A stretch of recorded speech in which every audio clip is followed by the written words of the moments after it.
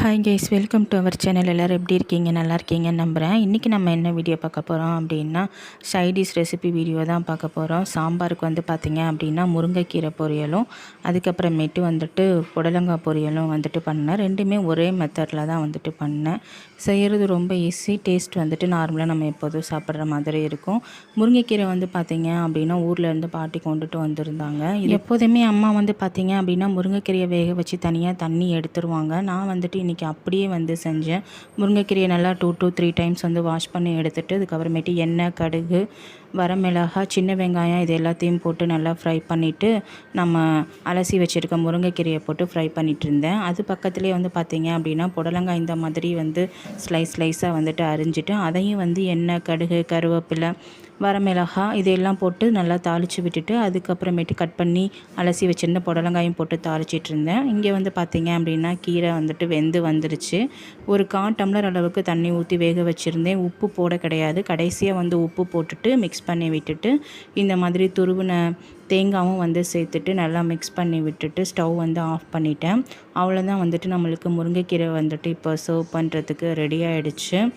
இதை வந்து பார்த்திங்க அப்படின்னா தண்ணியில் அவிக்காமல் செஞ்சாலும் நல்லாயிருக்கும், அவிச்சு செஞ்சாலும் நல்லாயிருக்கும். முருங்கைக்கீரை பிடிக்கிறவங்களுக்கு எப்படி செஞ்சாலுமே முருங்கைக்கீரை டேஸ்ட்டு ரொம்பவே நல்லாயிருக்கும்.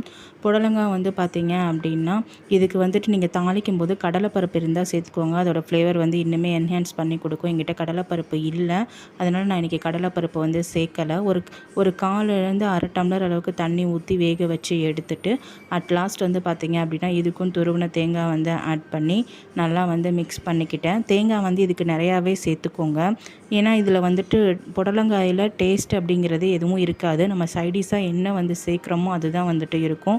நாட்டு புடலங்காயாக இருந்துச்சு அப்படின்னா அந்த புடலங்காயோட ஃப்ளேவர் மட்டும் இருக்கும். இன்றைக்கி வந்துட்டு நாட்டு புடலங்காய் தான் வந்துட்டு அம்மா வாங்கிட்டு வந்திருந்தாங்க. இதோட ஃப்ளேவர் ரொம்பவே நல்லா இருந்துச்சு.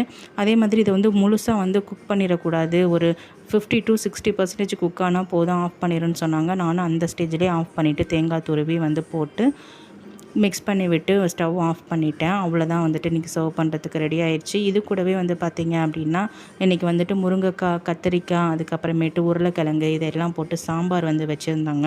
ரொம்பவே நல்லா இருந்துச்சு. நம்ம சேனலில் வந்து பார்த்திங்க அப்படின்னா சாம்பார் ரெசிபி வந்துட்டு ஒரு 2-3 வீடியோ வந்து அப்லோட் பண்ணியிருக்கேன். சிங்கிள் பார்ட் சாம்பார் ஈஸியாக வந்துட்டு செய்கிற மாதிரி. ஆனால் முருங்கைக்காய் சாம்பார் வந்து இன்னும் நான் வந்து அப்லோட் பண்ணலை. சீக்கிரமாகவே நம்ம சேனலில் வந்துட்டு அப்லோட் பண்ணிடுறேன். நீங்கள் செக் பண்ணி பாருங்கள். செஞ்சு பார்த்துட்டு எப்படி வந்துச்சுன்னு சொல்லிட்டு என்னோடய கமெண்ட்டில் ஷேர் பண்ணிக்கோங்க.